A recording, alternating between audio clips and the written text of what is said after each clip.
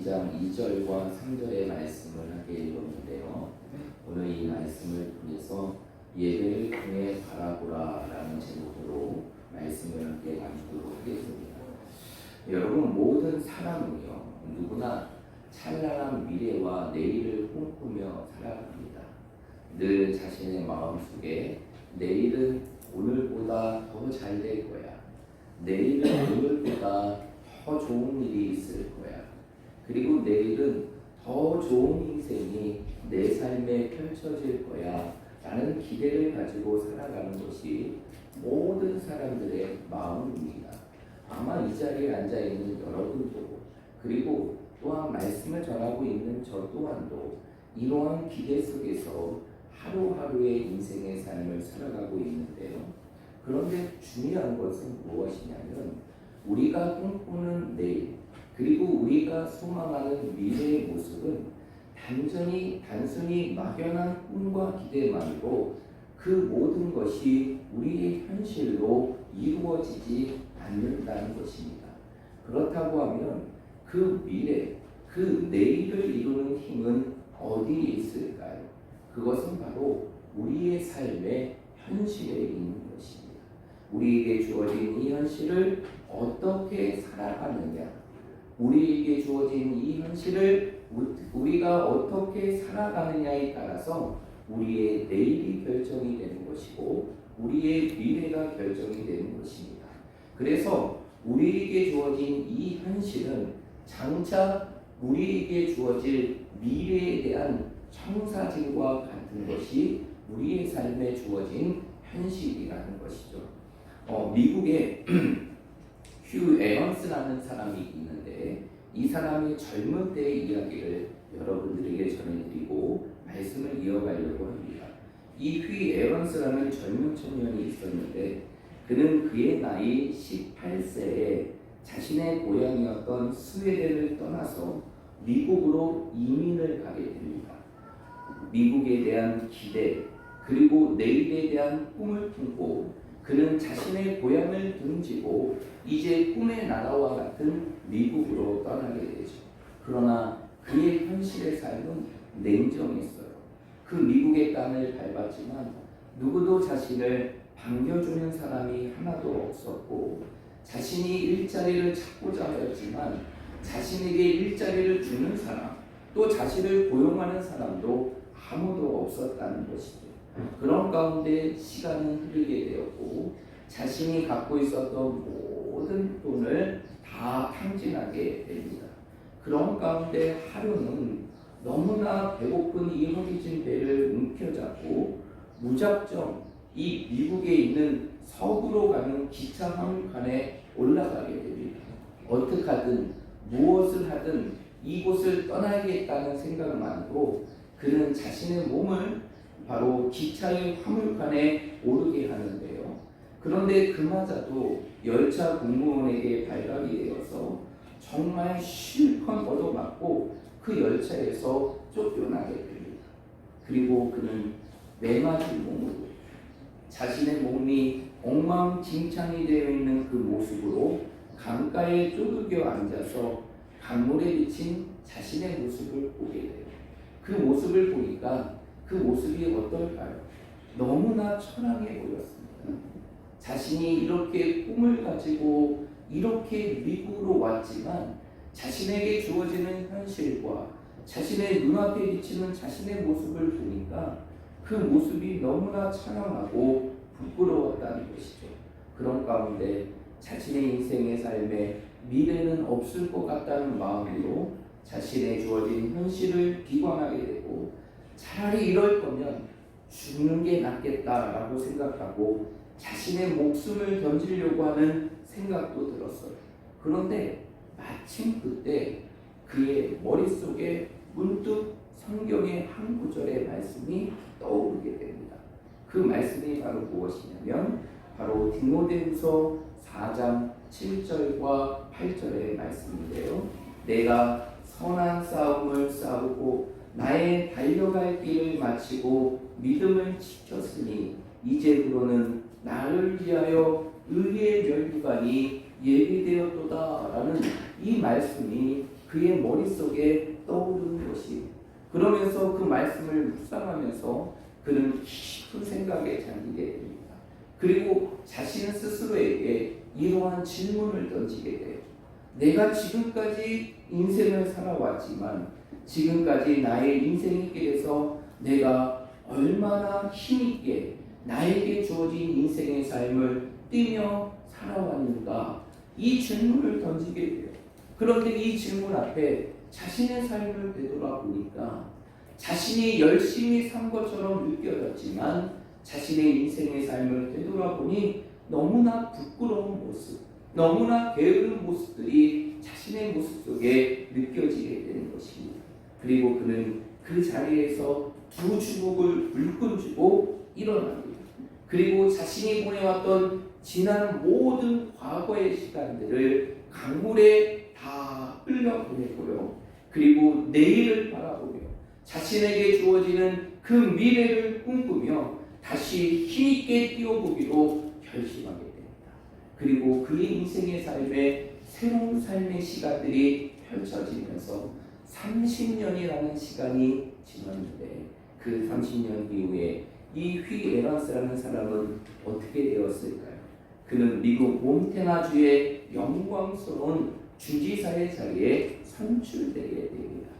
여러분, 우리가 좀 잘 알고 있는 목사님이기도 하지만 이 100주년 기념교회를 담임하시고 은퇴하셨던 이재철 목사님이라는 분이 계십니다. 그분이 지은 책 참으로 신실하게라는 그 책에 보면 목사님이 이러한 고백을 하세요. 지금 우리가 스쳐 지나가는 1분 1초의 모습은 곧 우리의 내일의 모습이다. 그 시간은 참으로 순식간에 지나가 버린다. 그것은 눈 깜짝할 사이에 다 날아가 버린다. 그러나 그 1분 1초를 어떻게 맞이하느냐에 따라서, 나에게 주어진 1분 1초를 어떻게 맞이하느냐에 따라서 내 인생의 삶의 결과는 분명히 달라진다라는 그러한 말을 책에 남겼습니다. 여러분, 이것은 무엇을 보여주는 것일까요? 결국 우리가 꿈꾸는 미래와 내일은 단순히 우리의 꿈과 기대만으로 이루어지는 것이 아니라 우리에게 주어지는 오늘, 그리고 지금 우리가 보내는 이 시간들이 우리의 삶 속에 모여서 결국 우리의 미래의 모습을 이룬다는 것입니다. 결국 현재를 어떻게 살아가느냐, 이 현재의 삶을 내가 얼마나 치열하게, 그리고 내 삶에 주어지는 현실의 삶 속에서 얼마나 최선을 다해 살아가느냐, 그것이 결국 우리의 미래를 결정하는 가장 중요한 요인이 된다는 것입니다. 그러면 우리에게 주어지는 그 미래를 꿈꾸며 살아가는 우리들이 우리의 삶 속에서 정말 우리의 인생을 걸만한 것이 있다면 그것이 바로 무엇일까요? 오늘은 우리는 지난 6월의 한 달의 시간 동안, 그리고 이 6월의 한 달의 시간 동안 이것이 무엇인지, 우리의 미래를 위해서 우리의 인생을 걸어야 되는 것이 무엇인지를 우리가 한 가지 주제를 통해서 계속 살펴보고 있는데, 그것은 바로 무엇입니까? 바로 우리의 삶을 주관하시는 그 하나님 앞에 드리는 무엇입니까? 예배라는 것이에요. 여러분, 우리의 인생의 삶 속에 찬란한 미래를 이룰 수 있는 분, 그분은 바로 누구실까요? 그분은 바로 우리 하나님이셔. 그 하나님 앞에 내 삶에 주어진 오늘의 시간들을 날마다 예배하며 그 예배에 우리 인생의 삶을 걸어가며 살아갈 때 하나님께서는 그 인생의 삶을, 우리의 인생의 삶을 그 어떠한 인생보다도 찬란하고 위대하게 만들어 가신다는 것입니다. 그래서 예배의 인생을 걸고 예배의 목숨을 걸고 예배의 자신의 삶을 드리며 살아가는 사람들, 그 이 사람들의 인생의 삶은 결코 망하지가 않아요. 그리고 그 인생의 삶은 하나님께서 그 어떤 인생보다도 찬란하고 빛나는 인생, 위대한 인생으로 만들어 주심을 믿으시길 바랍니다. 그렇다면 오늘 우리가 드리는 이 예배, 어쩌면 우리의 미래를 결정할 수 있는 이 예배를 우리의 삶 속에 드리며 살아갈 때 우리는 이 예배를 통하여 무엇을 바라보며 나아가야 될까요? 오늘은 이 예배를 통하여서 우리가 무엇을 바라봐야 되는지 그 부분들을 오늘 히브리서의 말씀을 통해서 함께 나누도록 하겠습니다. 오늘 말씀을 통해서 우리가 두 가지를 바라봐야 되는데, 첫 번째, 이 예배 자리를 통해서 우리가 바라봐야 될 분이 있다면, 정말 이 예배 자리를 통하여 날마다 우리가 경험해야 될 분이 있다면 그분은 바로 누구시냐? 바로 우리의 주님이시라는 것이죠. 그래서 오늘 2절의 말씀을 보면 이 히브리서 기자는 바로 뭐라고 얘기합니까? 믿음의 주요 또 온전하게 하시는 이인 누구를 바라보라? 예수를 바라보라 라고 얘기해요. 여러분, 이 히브리서의 말씀은 무엇을 설명하고 있는 것이냐? 이 땅의 믿음의 삶을 치열하게 살아가고 그 믿음의 경주를 살아가는 그리스도인들에게 이 시대 속에서 우리가 누구를 바라보며 나아가야 되는지, 사도 바울의 고백과 같이 우리의 인생의 경주 속에서 우리의 인생의 표대가 누구이신지를 우리에게 가르쳐주는 말씀이 이 2절의 말씀인데, 그 2절의 말씀을 보면 이 히브리서 기자는 누구를 바라보라? 예수를 바라보라 라고 말하고 있어요. 여러분, 이 예배의 자리는 누구를 바라보는 자리가 되어야 될까요? 바로 이 예수를 바라보는 자리, 우리를 구원하신 그 주님을 바라보는 자리, 우리의 인생의 삶을 누구보다도 잘 아시고 인생의 삶을 계획하시고 그 인생의 삶을 비전하시는 그 주님을 바라볼 수 있는 자리가 이 예배의 자리가 되어야 되는 것입니다. 그래서 오늘 히브리서 기자는 뭐라고 얘기하느냐? 믿음의 주요 또 온전하게 하시는 이가 예수님임을 설명하고 있어요. 여러분, 여기서 믿음의 주라는 것이 무엇일까요? 여기서 주라고 하면 우리는 흔히 주인이라고 생각할 수 있는데, 사실 주라는 단어가 그러한 단어가 아니더라고요. 이 주라는 단어는 헬라어로 아르케고스라는 단어인데, 그 단어의 의미가 시작, 창시의 의미를 의미하는 것이. 그러면 믿음의 주라는 건 뭘까요? 결국 우리의 믿음을 시작하게 하시는, 우리로 하여금 그 믿음의 삶을 시작하게 하시는 분이 바로 예수님이라는 것이. 그런데 우리의 믿음을 시작하게 하시는 그 예수님은 우리의 믿음을 시작하게 할 뿐만 아니라 그 믿음을 어떻게 하십니까? 온전하게 하세요. 온전하게 한다는 건 뭘까요? 완성한다는 거예요. 완전하게 한다는 것이. 그러면 결국 예수님은 어떠한 분이십니까? 바로 우리의 믿음을 시작하게 하실 뿐만 아니라 그 믿음을 온전하게 완전하게 하시는 분이 바로 예수님이라는 것이에요. 그 예수님을 우리의 삶 속에 드려지는 이 예배 자리를 통하여 날마다 바라보고 그 주님을 경험할 때 그것이 결국 우리의 인생의 삶 속에 우리의 꿈꾸는 찬란한 미래와 내일을 이룰 수 있는 힘이 된다는 것입니다. 그래서 오늘 히브리서 기자는 우리를 향하여 이 시대 속에서 그 믿음의 삶을 살아가는 우리들에게 무엇을 바라보고 누구를 바라보라라고 말하고 있습니까? 믿음의 주여 또 온전하게 하시는 이 누구를 바라보라? 예수를 바라보라. 여러분, 오늘 이 예배의 자리가 여러분의 인생의 삶 속에 이 주님을 바라볼 수 있는 은혜의 시간이 되시기를 말씀으로 축복드립니다. 이 예배의 자리가 단순히 성가대의 아름다운 찬양을 듣는 시간, 그리고 우리의 마음을 울리고 하나님께 영광이 되는 우리의 장로님들의 기도를 듣는 시간, 그리고 설교자의 말씀을 듣는 시간으로 그치는 시간들이 아니라 이 찬양과 이 기도와 이 모든 말씀이, 이 예배의 자리가 바로 이 모든 것을 통해서 누구를 바라보는 자리? 주님을 바라보는 자리, 그 주님의 은혜를 경험하는 자리, 그 주님의 놀라운 살아계심을 경험하는 자리, 그 주님을 우리의 삶 속에서 다시 바라볼 수 있는 그러한 삶의 자리가 될 때 이 예배의 자리는 우리 인생의 삶의 미래를 이루어갈 수 있는 하나님의 능력의 자리가 될 것입니다. 그렇다면 왜 우리는 이 예배의 자리를 통해 주님을 바라봐야 될까요? 왜 예배의 자리를 통해서 주님을 경험해야 될까요? 그것은 바로 무엇이냐? 그 주님을 바라보고 그 주님을 만나는 것이 결국 우리의 삶의 모든 회복의 시작과 완성이 되기 때문입니다. 여러분 민수기의 말씀을 보면, 구약의 민수기의 말씀을 보면, 이 민수기 21장의 말씀에 보면 이스라엘 백성들이 그 40년 동안의 광야 시간들을 보내면서 그들이 경험하는 중요한 사건이 있는데, 그 사건이 바로 무엇이냐면 바로 불뱀을 만나는 사건입니다. 기억나십니까? 네. 민수기 21장의 말씀에 보면 그 이스라엘 백성들이 그 광야의 길을 걸어가면서 그 순간순간마다 얼마나 하나님을 원망합니다. 그리고 하나님께 얼마나 많이 불평을 해요.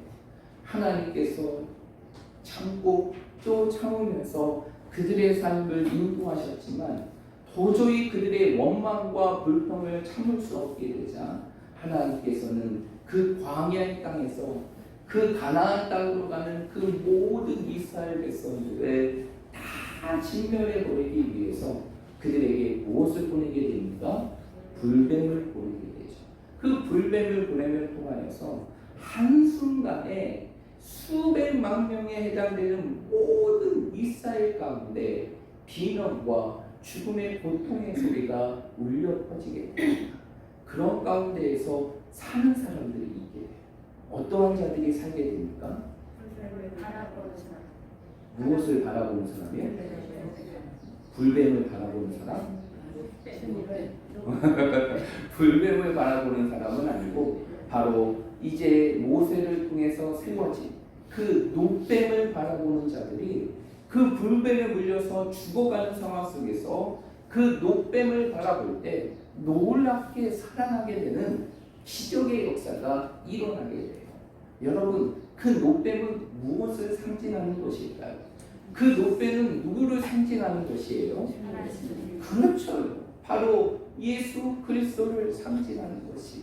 여러분, 그 죽음의 순간 속에서도 그 이스라엘 백성들이 죽음의 아수란자 같은 그 현실의 삶 속에서도 그 노뱀과 같은 주님의 모습을 바라볼 때 그들의 삶 속에 놀라운 생명의 역사가 살아 역사했던 것처럼 결국 우리의 삶 속에서 이 예배의 자리가 우리의 삶 속에 잠들어 있는 자리가 아니라 딴짓을 하는 자리가 아니라 이 예배의 자리를 통하여 우리의 삶 속에 주님을 만날 때 그 주님을 만나는 자리가 우리의 인생의 삶 속에 회복의 시작이 되는 것이고 회복의 완성이 되는 것이고 우리의 인생의 삶을 더 위대하게 빚어가시는 하나님의 손길의 위대한 역사로 이루어짐을 믿으시길 바랍니다. 그래서 이 예배의 자리가 우리의 삶 속에 누구를 바라보는 자리가 되어야 되는 것입니까? 주님을 바라보는 자리가 되어야 되는 것이. 여러분이 드리는 이 예배의 자리는 우리의 인생의 삶 속에 우리의 모든 것을 회복시키시고 우리의 인생의 모든 것을 새롭게 하시며 우리의 인생을 누구보다 위대하게 빚어가실 수 있는 그 주님을 만날 수 있는 자리, 그 주님을 바라볼 수 있는 자리, 그 주님의 손을 부여잡고 다시 세상을 향해 나아갈 수 있는 자리가 이 예배의 자리임을 믿으시기 바랍니다. 그래서 이 예배의 자리를 통하여 이 예배에 드리는 모든 시간들을 통해서 여러분의 삶 속에 주님을 만나고 그 주님을 경험하고 그 주님을 바라봄을 통하여서 이 예배의 자리가 여러분의 인생의 삶의 미래를 더욱더 찬란하게 하는 은혜의 시간이 되시기를 간절히 축복합니다. 두 번째로 우리가 이 예배의 시간을 통해 또 바라봐야 될 것이 있어요. 그게 바로 무엇일까요? 바로 우리가 주님을 바라봤다면 이 예배의 자리를 통해서 우리가 또 바라봐야 될 것이 있는데 그것은 바로 주님의 십자가라는 것이. 여러분 우리 2절 말씀 한번 읽어볼까요? 2절입니다. 다시 한번 읽어보겠습니다. 시작.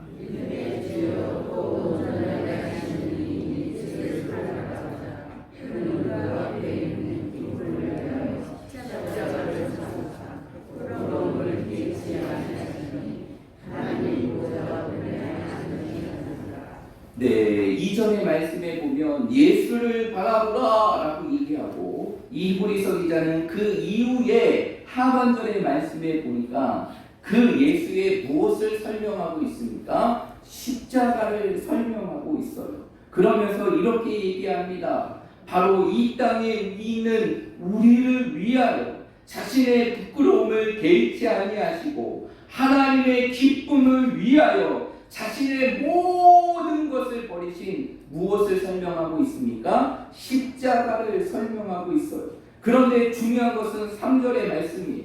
우리의 삶 속에서 그 주님을 바라보고 그 주님의 십자가를 바라볼 때 우리의 삶 속에서 피곤하게 되는 삶이 아니라, 낙심하게 되는 삶이 아니라 그 모든 삶에서 벗어나게 됨을 이 히브리서 기자는 바로 고백하고 있다는 것이, 결국 우리의 삶 속에 이 예배 자리를 통하여 우리가 바라봐야 될 것은 바로 무엇이냐? 바로 주님의 십자가라는 것이. 여러분, 주님의 십자가는 형벌일까요? 우리를 향한 사랑일까요?